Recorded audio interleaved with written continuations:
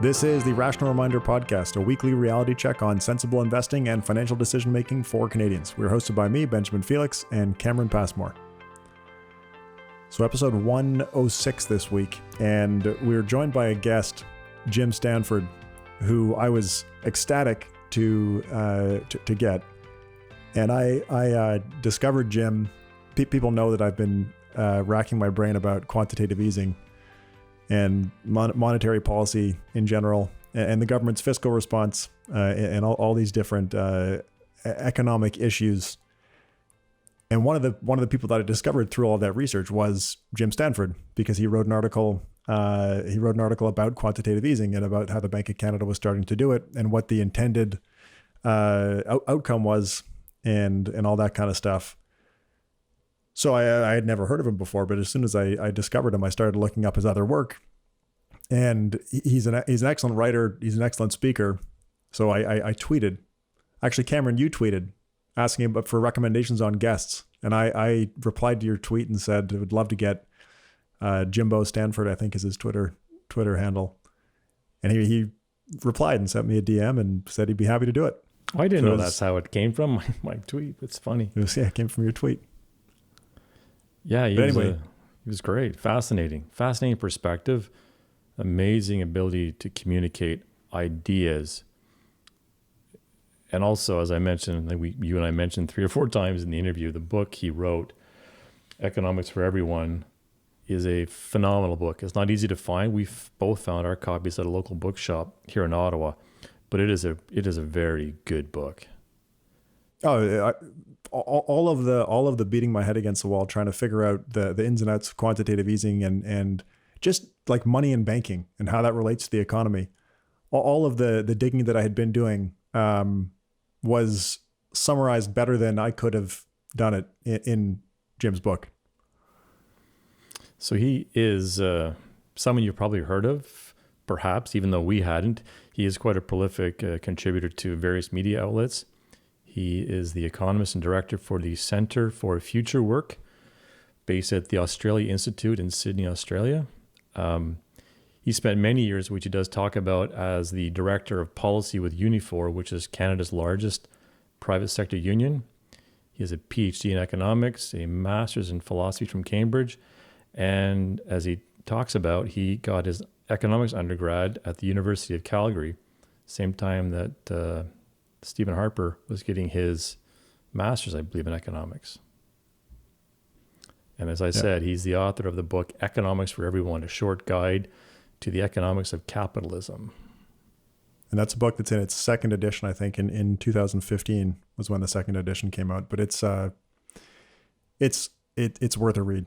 I told Jim, I don't remember if it was before or after we started recording, but everyone should read the book. Yeah, you can just pick it up and grab a chapter. Like the one on money and banking is a standalone chapter, which is so well done. And there's one on history of capitalism, which is very good. Great book, great interview, great guy, really interesting guy. Yeah. And we were. I mean, I feel very lucky to have had him as a guest. I think it was after. No, it was right before. Right before I asked him on Twitter if he'd come on. He was on CBC with Michael Enright. So he's a top notch, top quality guest to have on the podcast. Anyways, with that, hope you enjoy our interview with Jim Stanford.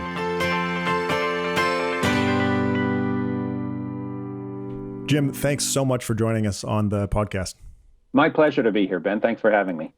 Are there any historical examples that we can compare the current situation to? No, we are in uncharted terrain here. There's no doubt about it. In terms of the depth of the downturn, there is a precedent. It was called the Great Depression in the 1930s, but that took us years to get to the bottom, to the trough. And it happened, through the kind of usual mechanisms of a macroeconomic cycle. There was bad news in some areas, and then that spread to other areas, through impacts on confidence and spending and supply chain effects, all the usual chain reactions in a macroeconomy. And in the 30s, of course, worsened by, terribly counterproductive macroeconomic policy from government. But it still happened in that kind of gradual spreading way, what's happened this time was we deliberately shut down whole segments of the economy to meet public health goals and try to stop contagion and flatten the curve. And so both the depth and the speed of that downturn is absolutely unprecedented. And now on top of that, we're getting some of those normal macroeconomic chain reactions happening. So that's why I'm not at all optimistic that the worst is over. I know we had a little bit of a bounce in employment in the May numbers, but there's a whole second order of effects that's going to happen as companies adjust to what they think is a permanent reduction in demand, and consumers adjust their general spending habits downward, and so on. So this is a new experience, and it's partly because we wanted it to happen, but now it's up to us to make sure we don't get stuck in another decade-long depression. I saw you tweet recently about the shape of the recovery, and I think you were looking for a name, and someone suggested what did they suggest? I can't remember now. Oh yeah, this was fun. You've heard of the so-called V-shaped recession for those optimists who think they can the whole thing will bounce right back, or a U-shaped recession, or an L-shaped recession for pessimists who think there'll be no recovery at all. I thought of one that was kind of a unique shape, down like the V, partway up like the V, and then bouncing along like a kind of a bit of a roller coaster, suggesting we'll get some immediate bounce back as the health restrictions are relieved, but there's no way we'll get back to potential, or no way we'll get back to where we were before the pandemic, because of all of those shattered spending decisions and confidence in the business community and consumers and so on. So I drew that shape, and then I said, Twitter, what the heck do you call this shape? And I got some really interesting answers. Somebody said it looked like a sideways corkscrew, but I couldn't quite find a corkscrew that had that weird V-shaped handle. Somebody else said it looked like an electrical circuit diagram. Wow. The one that stuck, this is fabulous. They called it the Loch Ness Monster, because if you've seen pictures of the Loch Ness Monster, its head is poking out of the water, then its neck comes down, but then its body comes back up a ways, and then it wiggles along in the water. And I thought that was perfect. In fact, I found a cartoon of the Loch Ness Monster and posted it beside my picture, and you could see it. So I think we've got a new hashtag here, hashtag Loch Ness Monster recovery. So who's being hit the hardest from this pandemic in the economy? Oh, Cameron, that is such a vital question. I'm really glad you asked it, because every recession is an unfair experience. It seems that it's inevitable that people hurt hardest in a downturn, by and large, are the ones who could at least afford it in the first place. But this time around, it is brutal. It is brutal and unforgiving how the job loss impacts of this recession have been concentrated among workers who experience precarious or insecure work, low-wage work, and other parts of society who were already having a hard time making ends meet. So the numbers are startling. First of all, unlike previous recessions, this one has hit women harder than men, because it started in the service sector, where women are more likely to work, and also because women are overrepresented in these insecure jobs, part-time, temporary, etc., where you're almost certainly going to be the first ones let go by the employer. So there's a gender piece of it. Young people have experienced 3 times job losses of the core working age population. Temporary workers, obviously, this should be a no-brainer, have experienced 2 or 3 times the rate of job loss of permanent staff. And that's the whole point from the employer's perspective of having temporary or on-demand or contingent employment relationships, because you can wash your hands of those people if business turns down. Other ways, kind of interesting. Private sector has been hit far more than the public sector. Non-union workers have experienced more than twice the rate of job loss of unionized people. And again, that makes sense when you think of it, because with a union, you've got a contract that the employer has to go through certain, at least, notice and severance processes. There's also a shocking correlation with income. My colleague, David McDonald, who works at the Canadian Centre for Policy Alternatives, he's a real number cruncher nerd guy. He gets into the unpublished micro data on the labor force survey, and he's found a shocking correlation between job loss and income levels. Over half of the people in the lowest 2 deciles of the distribution. This is people who are earning under $16 an hour before the pandemic. Over half of them have lost all or most of their work. At the other end, the top decile, the top 10%, these are people who made on average about $50 an hour or more, most of them salaried, of course, have experienced almost none of that. Almost none of those people have lost most or all of their income. So this is having a tremendously disequalizing impact. The biggest burden is being borne by those who can least afford it. And I think we got to keep that front and center as we're designing both the recovery policies and the income support policies to help people through, to recognize how concentrated the pain is in low wage and insecure segments of the labor market and deliver the most support and the first opportunities at new jobs to those constituencies. We have to do that. Wow. So I guess it's safe to say that this, I think the data that you just gave answers the question, but the shift to working from home, which is often easier for salaried professionals to do, that's going to increase the inequality that maybe already existed. That's an interesting point and an angle that I don't think we've thought through. Like, first of all, I think there's an assumption that, well, everybody can work from home. And of course, that's nonsense. There's a lot of people working from home. 5 million Canadians, according to Statistics Canada, and that tripled the number of people who'd been working from home all or mostly before the pandemic. And, you know, it's been important for families where you can work from home. That means you've been able to keep working and keep earning income. And it's been important for the economy because we're still, you know, producing and adding something to GDP anyways.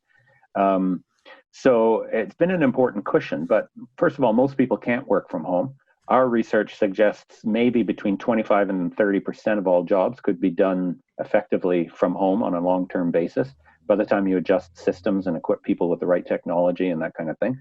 But that means, you know, 70 to 75% of people can't. They have to go to a designated work site, either to use the equipment or to work on a particular thing there or to deal with customers there or whatever. So we can't see working from home as a panacea.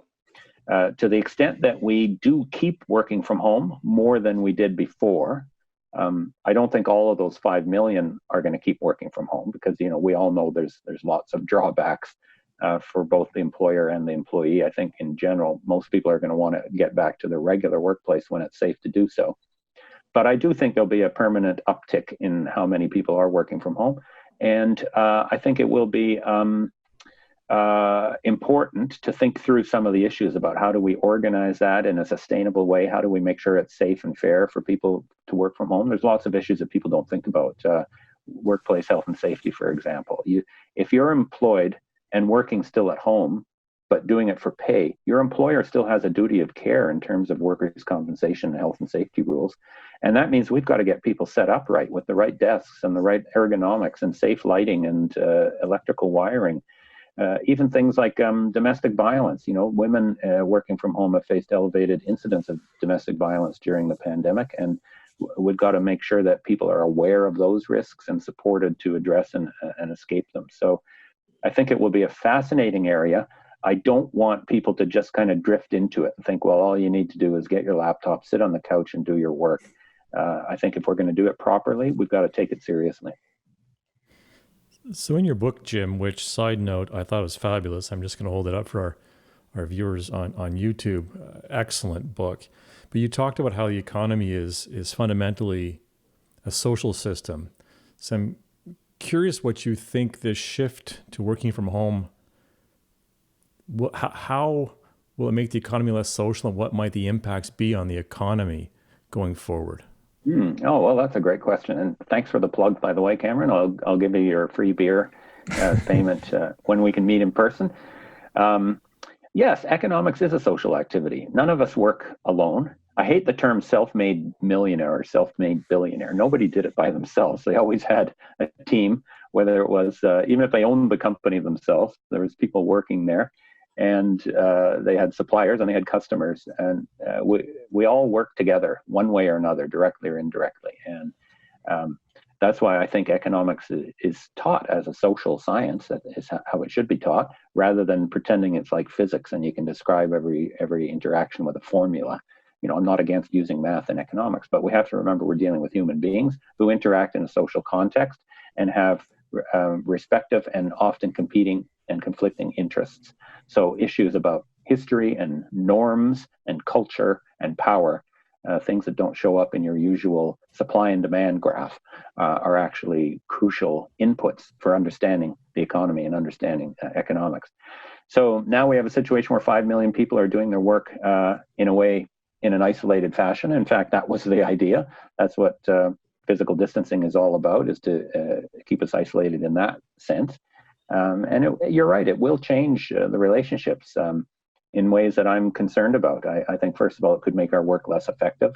I think we all learn a lot from our peers and talking things over and generating ideas. I know I do. I also think that it changes the nature of workplace relationships. I think there's a natural inclination when you work in a collective setting, whether it's an office or a factory or a store or a warehouse, to feel a common interest with the other people who are in your situation. And that can lead to, good things and bad things. But in general, I think the more people identify themselves as part of a bigger thing, rather than an individual maximizing agent going out to, do the best that they can as an individual, then I think we're better off. Some of those issues related to homework that I just mentioned are going to be very difficult for people to deal with on a one-on-one basis. If we leave it up to each individual who works at home to identify the issues, including all those health and safety issues that we talked about, and then think up of how to address them, and then the hard bit, talk to their employer about, how do I get support for this? How do I get compensation for this? How do I put limits on my work hours? Guess what? Just because my computer is right there doesn't mean I'm always on the job. Those are things that are impossible for an individual to deal with. That's where we need things like regulations, policies, collective agreements. So it will be a challenge. You're quite right, Cameron. It will be a challenge to preserve the social dimension to work when people have been fragmented and are doing it in the privacy of their own homes. But I think that'll be crucial if we're going to do it right. Wow. Jim, you mentioned the Loch Ness Monster recovery. Is there a way that doesn't happen? Is there a way that we have a more steady, persistent recovery? I think there is definitely a way, and I don't in any way want to imply that it's inevitable that we kind of get stuck at that halfway point of recovery and just have to live with it. It isn't inevitable at all. But I think that's what will happen if we count on the normal mechanisms of the economic cycle to do the job for us. If we just kind of, the traditional approach to macroeconomic policy has been as a sort of counter-cyclical smoothing or stabilization tool. That you got these normal ups and downs of a market economy, and the government steps in the bad times to, give it a little extra juice. But the assumption is that the economy is in good working order as a machine, and with that little bit of extra juice, it'll get back to its normal capacity. And then, in theory, does the same when the economy is getting a little overheated. It just takes away some of the juice, whether it's higher interest rates or whatever. So that vision isn't going to work right now. First of all, the private sector, both businesses and consumers, I think, are so shocked by what's happened, so uncertain about what comes next, including second waves of COVID, let alone, the longer run consequences of financial and economic and political instability that we're already seeing around the world, including just south of us in America. And so they aren't going to spring back to life, even if they get a little juice, even if they get a little tax cut or a little fiscal stimulus. I've been arguing, Ben, that we need to think of this as a reconstruction, and I draw the analogy with a post-war reconstruction. When we got through World War II, for example, and Western economies were devastated, especially, of course, where the fighting was. We had ambitious, sustained, extremely well-resourced plans to reconstruct the economy. In Europe, it was called the Marshall Plan, and the Americans, for various reasons, including their own geopolitical self-interest, pumped tens of billions of dollars into rebuilding European industries and the economy. Even in Canada, we had a vision of national reconstruction, which included various measures to try and put the soldiers back to work. Remember, we had been in a decade-long depression until the war ended the depression. And suddenly we put everyone to work in the war effort. But people were extremely fearful, with good reason. Well, what if we get right back into depression when the war is over? So they made it a priority, a national priority, to make sure that didn't happen. So they had all kinds of initiatives, ranging from huge infrastructure projects like the St. Lawrence Seaway, modern industry building things. That's when Canada became a manufacturing powerhouse, in part because of deliberate strategies to build our capacity in auto and aerospace and other key manufacturing sectors. Rolled out a whole network of public programs, including universal public education and higher education, and eventually Medicare and all the health facilities that went with it. So we ended the war. We had a huge debt load, by the way, much bigger than it is now, probably in the order of 150% of GDP. But that didn't stop us from saying, now we're going to put people back to work and do it well. And I think we're going to need a similar, probably 10-year reconstruction vision to rebuild after our war against COVID-19. It's going to require, not just the short-term debts that government ran up to help people through the pandemic and the lockdowns.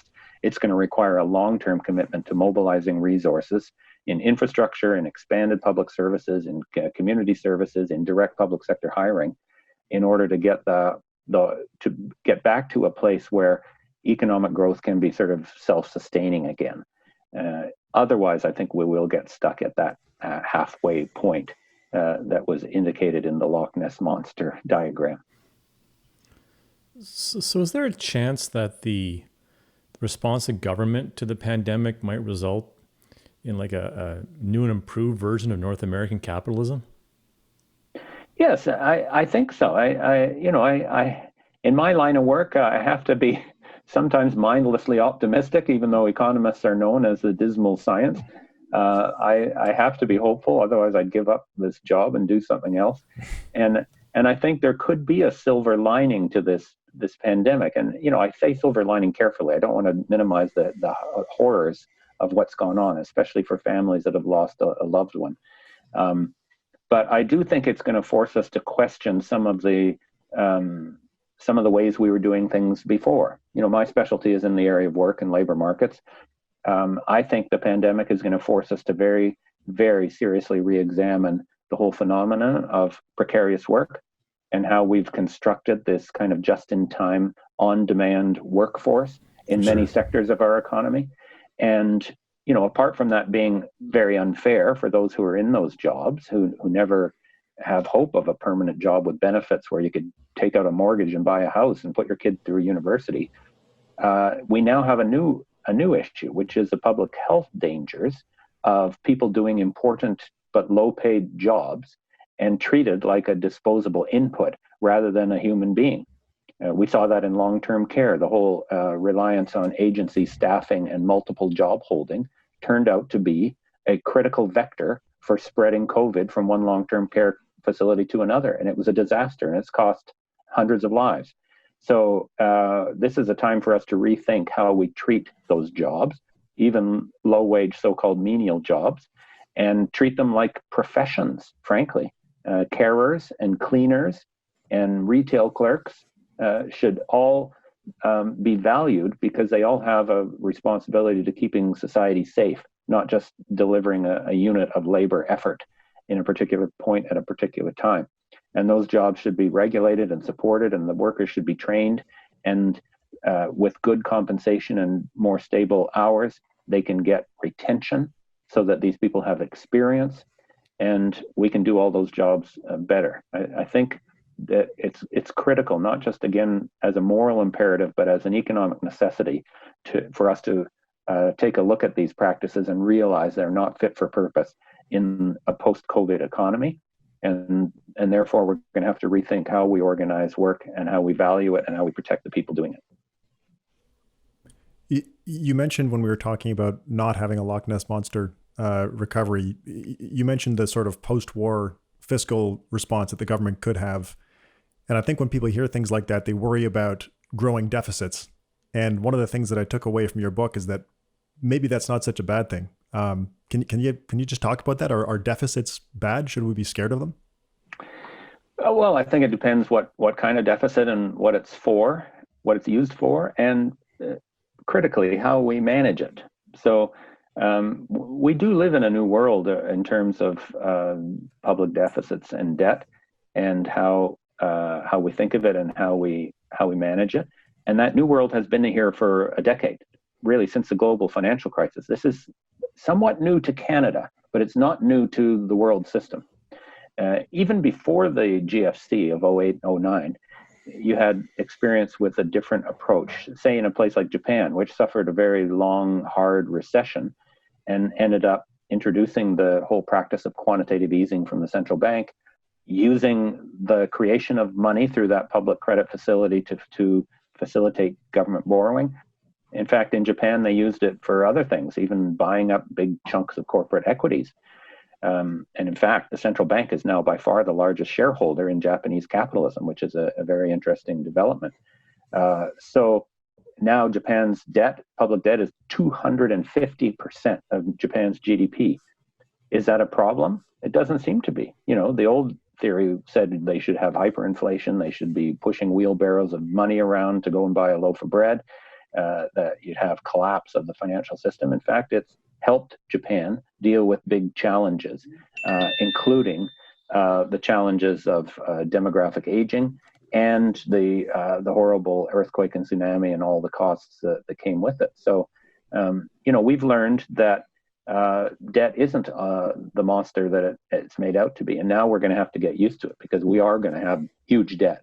This year's federal deficit will be $250 billion. And I suggest that's just the beginning. In fact, I think it should be just the beginning, because as I argued, I think the public sector generally and the federal government in particular, because it's got the deepest pockets, has to finance a long run process of reconstruction. That will not be a problem as long as we handle it right. And the way we're doing it now, with the Bank of Canada buying up government bonds, both provincial and federal, and corporate equities and other assets, is important, because you're going to keep the interest rates close to zero. They're below zero in real terms. You're going to allow that money to be created and allocated without big disruption to financial markets. And the experience of other countries that have been doing it for a decade in Europe and America, and 2 decades and more in Japan, shows that that doesn't have to be a big threat. I am worried that there may be a tendency to kind of put ideology ahead of reality, and we're already hearing from some voices that, you know, this is a calamity, debt's too big, the next generation is going to have to pay it off. Those voices are wrong in terms of the economics, but they're motivated by using this still lingering fear of debt and deficit as a political wedge issue to try and help them get elected. I hope that we can defeat those arguments, including with the sound sort of economics of debt in the modern setting.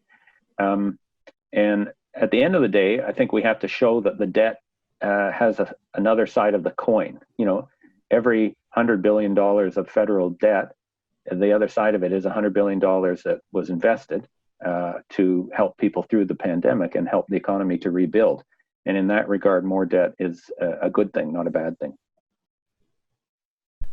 Can you expand a little bit just for clarity? Because I know this is something that I've struggled to understand, and I presume some of our listeners maybe have too. You've talked about quantitative easing. You've talked about the government deficit. Can you just talk a little bit about how those two things are related, but also how they're not the same thing? Sure. How it's working in Canada right now is the Bank of Canada has pledged, this is new with the pandemic, has pledged to buy at least $5 billion of federal debt every week. And they've pledged to keep doing that until they say the economy is well into recovery. Those are the words that the former governor, Mr. Paul, has used. And I think the new governor, Mr. Macklem, has reaffirmed that. That means, by my judgment, minimum 2, 3, 4 years of major bond buying. Now, that $5 billion a week is bought on the secondary market, So the bank is buying the bonds from others who already own the bonds, other institutions or investors. So in my judgment, that is neither here nor there. I think it creates, in a way, an unnecessary middleman. But the people who owned those bonds and then sold them to the bank could totally take the money and go out and buy other bonds. So it's not as if you're really controlling the amount of debt that's going in there. And the government itself is issuing those bonds and has to. In fact, it's not a coincidence. $5 billion a week times 52 is about $250 billion a year, which is exactly what we think the federal debt deficit is going to be this year.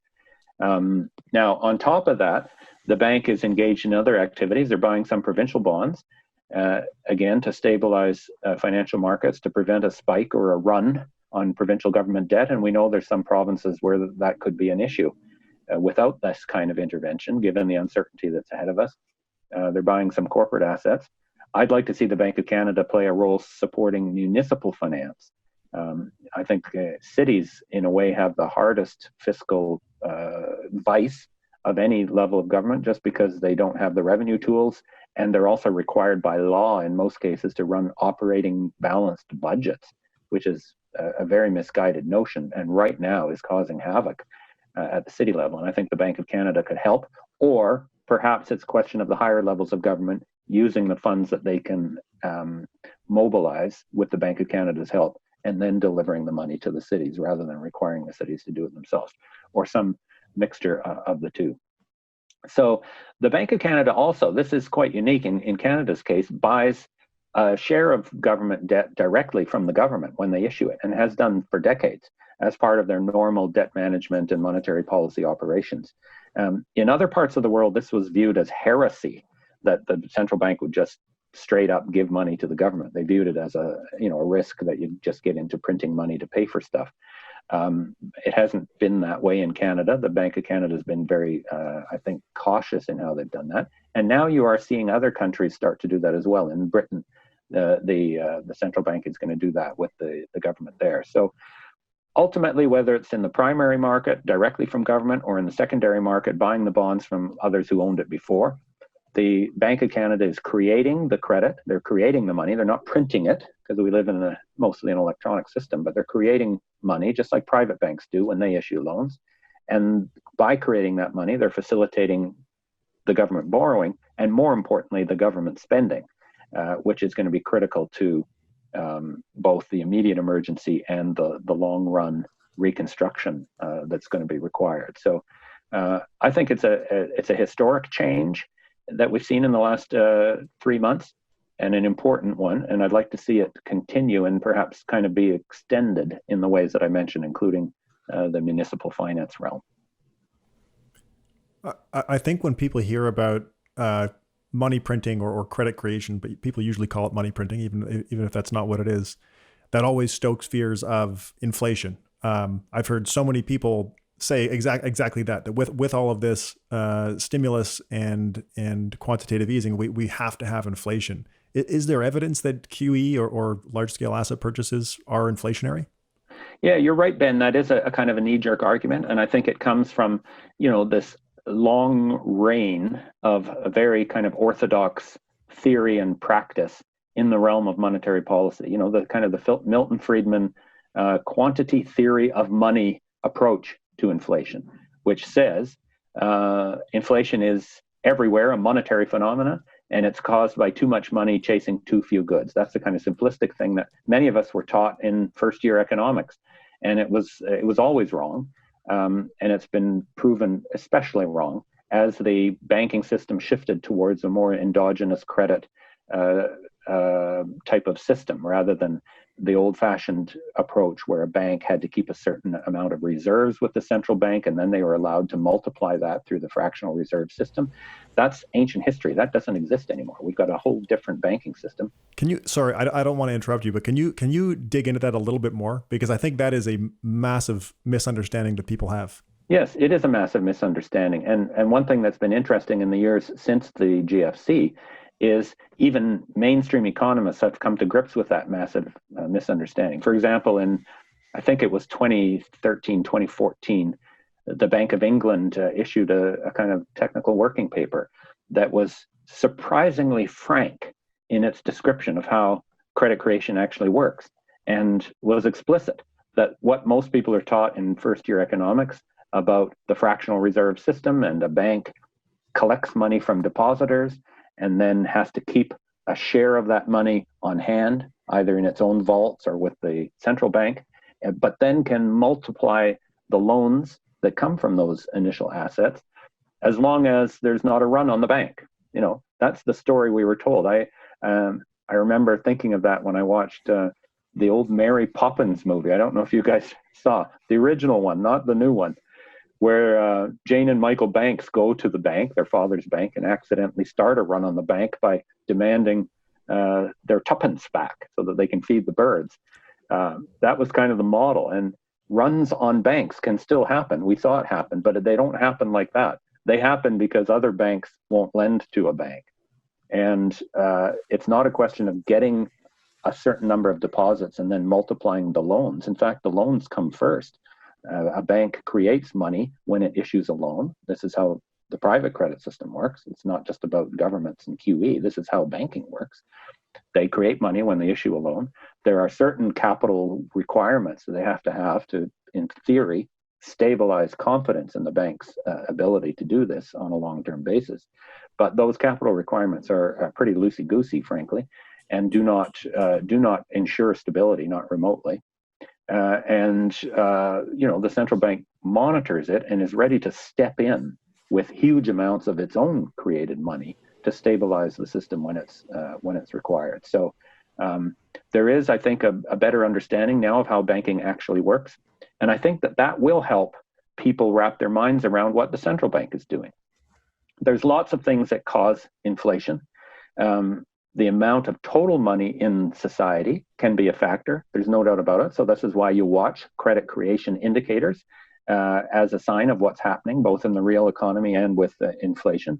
And remember, the quantitative easing that we're seeing from the central bank and the money that's created with it is not even offsetting the money that's being destroyed through the contraction of private credit because of the downturn and the loss in incomes and the canceled investment plans and so on. So on the net basis, the total amount of credit in the economy is not going anywhere. There's huge excess capacity in industries, and that, and combined with competition, is going to keep a lid on prices. You have seen very weak indicators from consumer prices, from wages, and other things. So the idea that this will inevitably lead to inflation is wrong, both by looking at the current macroeconomic conditions and looking at the experience of other countries that have been doing this for decades and still haven't ended up like Zimbabwe. So, it's not to say that you can't end up like Zimbabwe. You can, but what the central bank is doing now has nothing to do with that. It's fascinating, and it's so contrary to, I think, what a lot of people perceive it as. One other question on quantitative easing. You talked about the interaction between the federal government bonds and being purchased through the central bank. One of the things that I hear a lot about quantitative easing is that it's intended to prop up, and usually this is about the Federal Reserve in the States when people are talking about this, but it's designed to prop up asset prices, to prop up stock and bond markets. Is there any truth to that? Is that what the central bank is trying to do? Yes, I think there is some truth in that, and that is a good thing to a limit. In a way, it's I would say it's not necessarily the main goal. It certainly shouldn't be the main goal, but I think it does influence the central bank's activity. You've certainly seen that in the case of the U.S. Fed. They monitor what equity markets are doing, and it influenced how they tried to unwind the initial quantitative easing that they put in place after the global financial crisis, and certainly motivates what they've been trying to do in the current pandemic. And you've seen the asset market responses to it. You've got a central bank that's creating, in America's case, trillions of dollars of money out of thin air through quantitative easing and using it to buy corporate assets. So in a way, it's no surprise that the NASDAQ is at a record high. Why on earth should a stock market be at a record high amidst the current chaos that prevails around the world and in America in particular? Okay, so something's askew there. Same goes in Japan, where they've been doing quantitative easing for a quarter century, and where the stock market is now reliant on continued injections of central bank created money in order to preserve their equity assets. And the central bank and the government justify this as saying, well, by keeping equities high, we reduce the cost of capital and we stimulate more real investment by those companies. And that may be true to a certain point. I think there's more effective ways to do that. The point you raised, Ben, also has an important relation to inequality, because of course, if one of the main outcomes of quantitative easing is an inflation of asset prices, well, that's going to have negative impacts on inequality, because who owns most of the stock market? Of course, rich people. This is why I got a PhD in economics, Ben, because I can say outstanding things like most wealth is owned by the wealthy. That's just an amazing thing. And so the reality of this quantitative easing, to the extent that its main impact has been felt in asset markets, has been a widening of inequality in America and some other places. So this is, again, part of my argument about why I think the whole approach of the Bank of Canada needs to be maintained, but also extended and strengthened. And I would like to see more of the focus put on using that money not to buy corporate assets in the secondary market, but to directly facilitate investment and economic activity by both public and private sector players. And I think that that is, in a way, a more direct and powerful way to use the tool of credit creation to help the recovery, and would help to avoid some of those side effects on inequality and so on that could arise from a bubble in stock markets and other asset markets. Wow, yeah. I'd like to shift gears just a bit, Jim. Clearly, this pandemic has had a huge impact on the GDP. And a part of your book that I really enjoyed was where you talked about different ways of measuring the health of an economy. Can you talk about those different ways as opposed to strictly GDP? Yeah, that's an interesting area. I've got a lot of sympathy for people who say that GDP is not a good measure of how well you're doing. The GDP at its simplest level is just adding up the value of all of the goods and services produced in the formal part of the economy. And it's a tricky exercise to do. But just because you're producing more doesn't necessarily mean you're better off. It depends on what you're producing and how it's used for. There's lots of ways also in which GDP misses important aspects of our economy. It does not include the value of unpaid work, for example. That includes the caring work that goes on in our homes, disproportionately performed by women, or our communities, or volunteer work. And it doesn't pay enough attention to the value of natural assets. So it doesn't, take account of the damage we do to the environment as we produce stuff. So for all those reasons, GDP has to be treated with great caution. You should never interpret, growth in GDP or growth in GDP per capita as a sign of how well you're doing. All that being said, I don't agree with those who say we should just abandon GDP as a measure. Like, I think it is a relevant and important story that GDP tells. The monetary value of all the goods and services produced for money in the economy, and it's something that we need to know. And it affects all kinds of things, including government revenues, for example, which go up and down with nominal GDP very closely. And I also disagree with those who say that, just by abandoning GDP as a measure and adopting something else, like you could develop an index of social well-being, and lots of researchers and economists have tried to do that, and I think that's a useful exercise.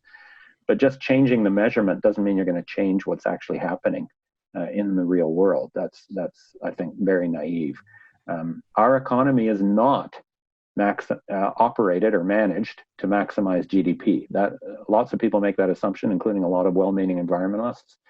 That is not how our economy runs. Our economy is by and large, business-dominated, for-profit economy, and there's lots of ways in which our economy right now is antithetical to growth, including some of the influences on private corporate behavior and decision-making that arise from things like, wanting to pay out spare cash to shareholders in the form of special dividends or share buybacks rather than accumulating capital and creating jobs. No one gets to be a CEO anymore by saying my goal is to grow as much as we can.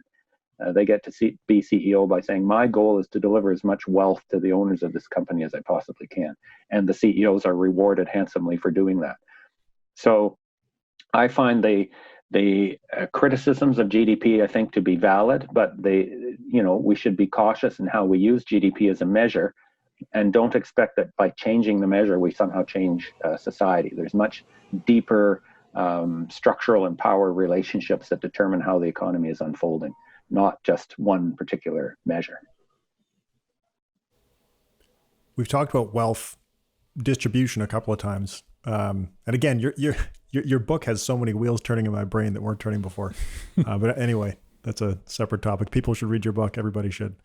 Hey, a beer for you, Ben, when we get together too. One for Cameron, one for Ben.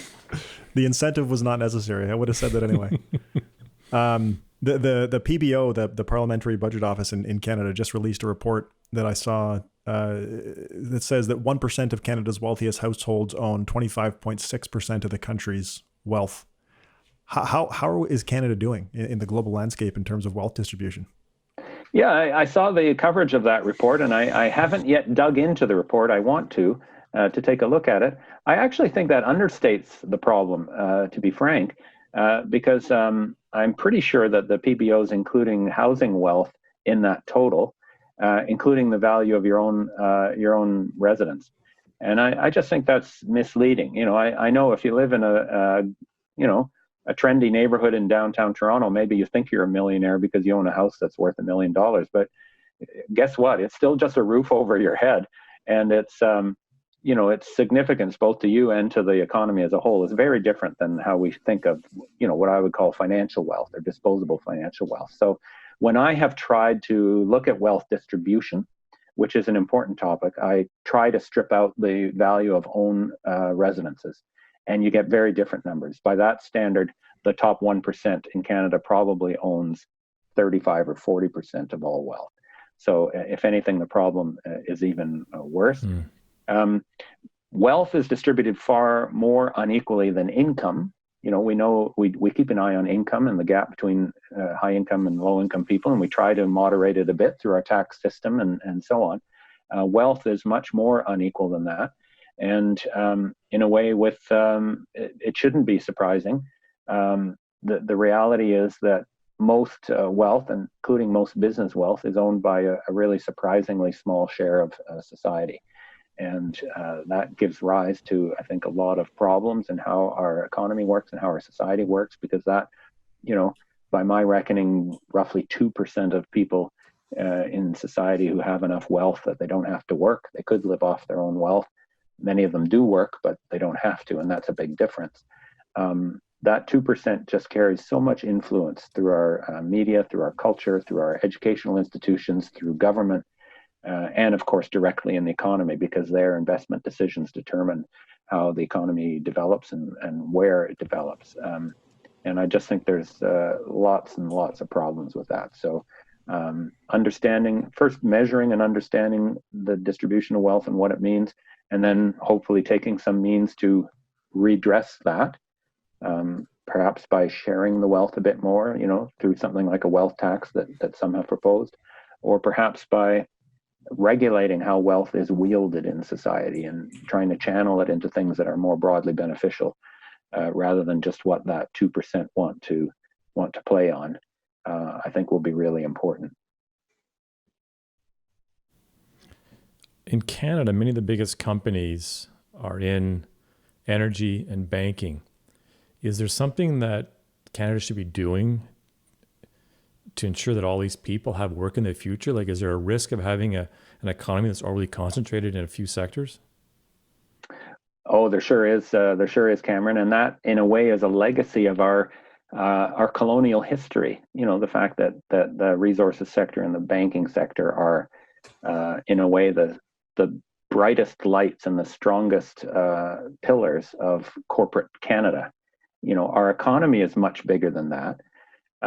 but because of our legacy first as a British colony and then as kind of an American branch plant, the Canadian corporate sector, I think, is distorted still and too narrowly focused in those industries, which, partly by accident and partly by design, Canada has a good foothold in.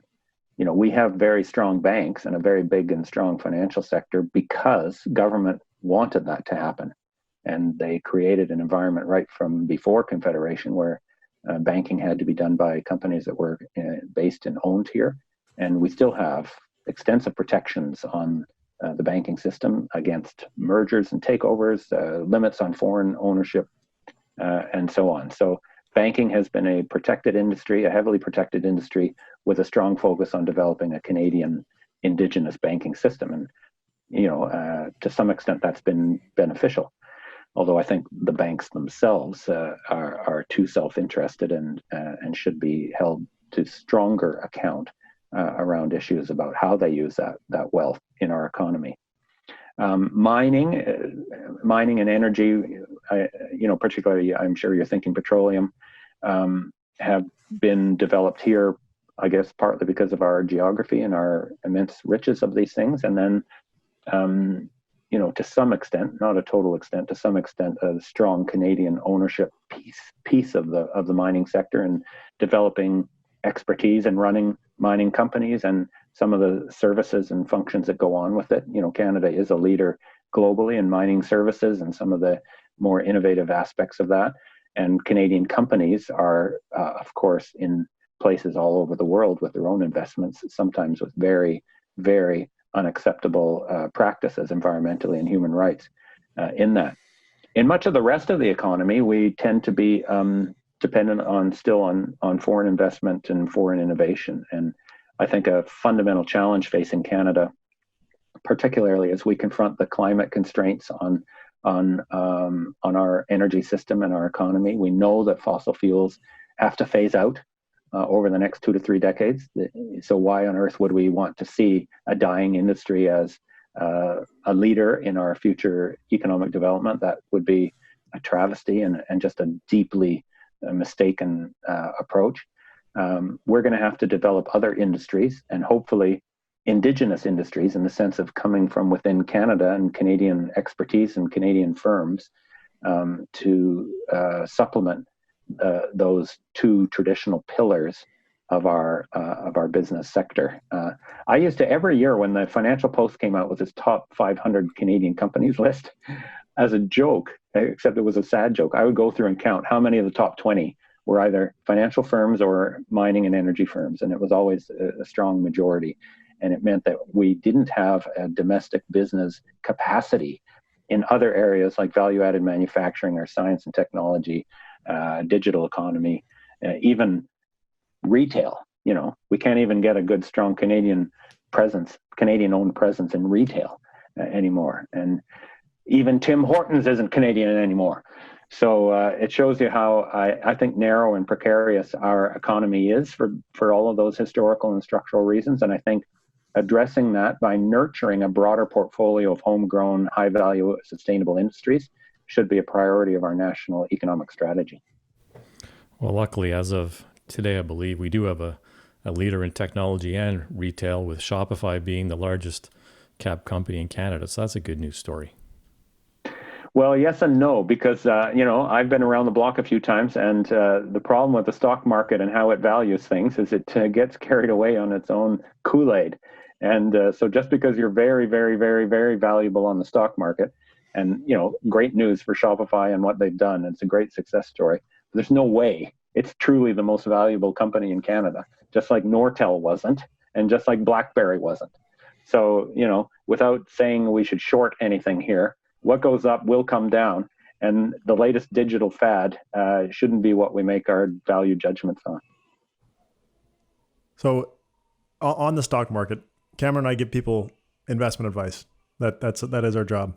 And a common thread of our advice is always we should invest in index funds, because index funds are ultimately just a bet on capitalism, which seems like a pretty good bet, and it's paid off for the last, whatever it is, 250 years. But in your book, you talk about capitalism being, in the grand scheme of humanity, pretty short-lived, and the fact that there's a good chance that something else will replace it at some point. What does that look like, assuming that we progress into something that isn't capitalism or some other version of capitalism? What does that transition look like for the people, the concentrated group that owns the wealth now? Yeah. Oh, wow, Ben, that is a big question, and a philosophical question, and one where the usual proclivity of economists to get out a crystal ball becomes even riskier. They say actually economists were invented to make astrologers look good, right? So that's true in regards to picking winners on the stock market and guessing the next GDP quarterly result, but it's especially true imagining a big question about how society is going to evolve in the future. I say things like that in the book partly to troll the conventional wisdom that capitalism is the natural and permanent state of affairs. There's a certain view to these things that this is just human nature, and how we relate to each other by buying and selling, or trucking and trading, as Adam Smith put it, is just how we are, and it's the normal way to be. And I always try to provide a historical perspective on things, just to remind people that it hasn't always been like this. And I think it would be folly to assume that how we do things now is how we're always going to do them. And I also think it's folly to think that you can predict how and when and where those big structural changes are going to occur. I tend to think it's not going to be in a single dramatic moment. I tend to think it's going to be through a process of decades, or who knows, even centuries of grappling with problems that are hard to solve, and then eventually finding ways to organize work and life better.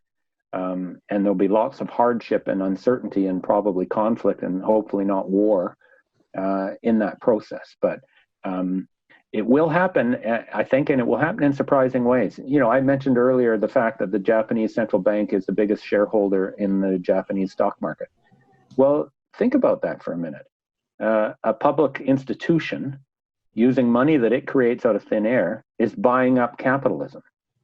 Now they're doing it with a certain goal. I won't say that they're closet Bolsheviks running the Bank of Japan, but they are acting in a way that's changing the structure of how our economy works, not just in terms of dollars and cents, but also power and ideology and legitimation. Other places, I'm fascinated with how they run things in Singapore. I'm not saying it's a perfect model or anything. There's lots of issues and problems there, but they've got this activist use of sovereign wealth as a tool of economic and industrial development. That I think they've been very sophisticated at doing, and lo and behold, using these publicly owned capital vehicles in a interesting symbiotic relationship with privately owned companies. They've been remarkably successful at developing a high-tech, innovative, flexible economic system, and there's big sort of social pieces to what they're doing there. And then lots of other examples from around the world that I talk about in the last chapter of that book. About how I don't think there's a roadmap, and anyone who tried to say they had a roadmap would be lying. But I think there's lots of seeds out there about different ways of organizing work and production and distribution that are fundamentally different than the supposed market-driven, business-led system that we live under today. So, I'm interested in those things. I doubt that any of them will really change the world that we live in within our lifetimes. But I'm also convinced that we need to think bigger and experiment. In addition to trying to fix some of the immediate urgent problems of our system today, we should also be thinking about a totally different way of doing it. Very interesting.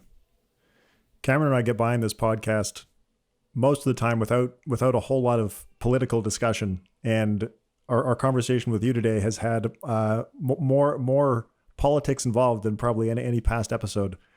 Why does economics, macroeconomics, the type of economics that we're talking about, why is it so political?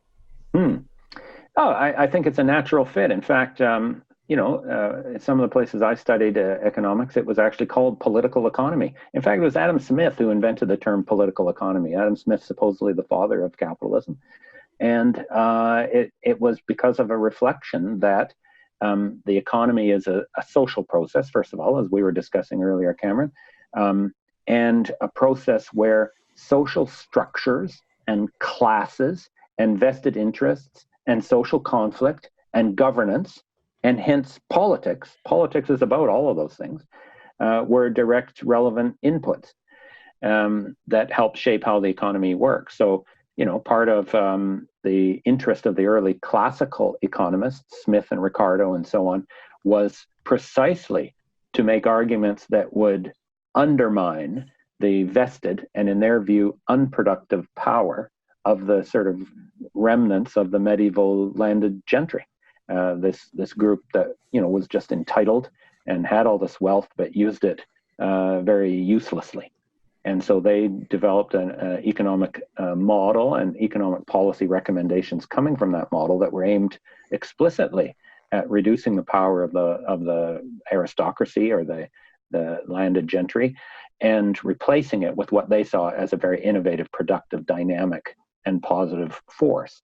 These new individual businesses and capitalists in first the merchant area and then the industrial area. Frankly, I think there's a hell of an analogy from that to today.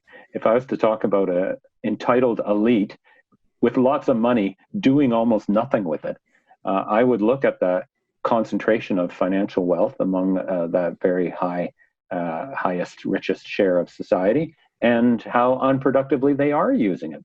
They are not investing in dynamic capital accumulation of the sort that Adam Smith and David Ricardo celebrated. They are absolutely sucking it up and consuming it and buying back shares and paying out enormous dividends and living a rich elite lifestyle and building the modern day equivalent of pyramids. So in that regard, I think it's natural that economics undertakes an analysis of who's who in society, who's on top and who's not, whose decisions and interests are being privileged, and how, when necessary, can all of those things be challenged. And I think that economists who pretend they don't do that, this sort of sometimes called positive economics, who are supposedly just the technicians looking at supply and demand and staying away from the normative dimension of it, are lying. There's no way you can just look at a supply and demand graph and say that's just a technical relationship. There's social relationships and power and assumptions built into every supply and demand graph that you see. So we might as well be honest about the loaded and contested political content of our discipline. Very interesting.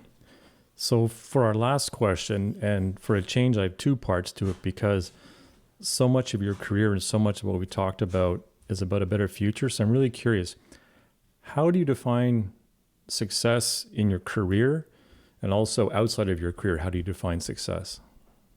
Oh, wow. That's a very thoughtful question, and very personal as well, of course. I often think I'm just incredibly lucky and fortunate to have been able to develop a career that was so aligned with my personal values and beliefs and hopes. So, I frankly went into economics as an undergrad at the University of Calgary, by the way. And I actually, I studied there, believe it or not, with Stephen Harper, who was doing his master's there when I was finishing my undergrad. So there you go. We somehow fell on opposite sides of the tree. But I actually went into economics because I was already a sort of, I guess you'd say left-wing activist involved in different causes. And I thought that economics held great potential for making strong arguments about how society could become better, more equal, more environmentally sustainable, more peaceful. I was really involved in the peace movement then. So, that was my motivation to study economics, and I've never regretted that for a minute. I do believe that economics has a unique ability to make contributions to how we think through those issues and how we solve them. And in the sort of day-to-day battle of ideas, rightly or wrongly, actually more wrongly, economists are afforded just a greater platform and greater respectability than anthropologists or architects or social workers, So in a way, it's been a very good choice that way to try and have an influence on debates and have an influence on policy. So I worked in a number of spheres. I worked in government, various think tanks. I worked in the union movement, of course, for 20 some years, now back in the think tank world. And in every case, I was able to use, my capacity, my talents, my creativity to try and advance things that I totally, totally believed in. And I know enough people who aren't in that situation, who just do a job because they have to, and they do what they're told, or worse yet, do a job that they don't believe in. And I know how lucky that is. Personally, of course, my greatest hopes and dreams, relate to my family and making sure that they're well and that I'm with them and a part of their active lives. And obviously I got 2 kids, young adults, both worried as hell what the world is going to hold for them, including the labor market. So, part of what I'm doing is for them and for every other young person coming along, giving them a fair chance at a life that they can lead free of economic deprivation and fear and environmental destruction and war. And these days that's a big ask, but we'll hope that we get there for them. Well, Jim, this has been an hour very well spent. It's been great to get a chance to meet you and hear your perspectives. It's been fascinating. And again, thanks for your book. It was a great read, and thanks for your time today. Oh, thank you for your interest and for buying the book and reading it, and mostly for obviously your contributions to an informed and positive discussion in Canada. Thank you. Thanks, Jim.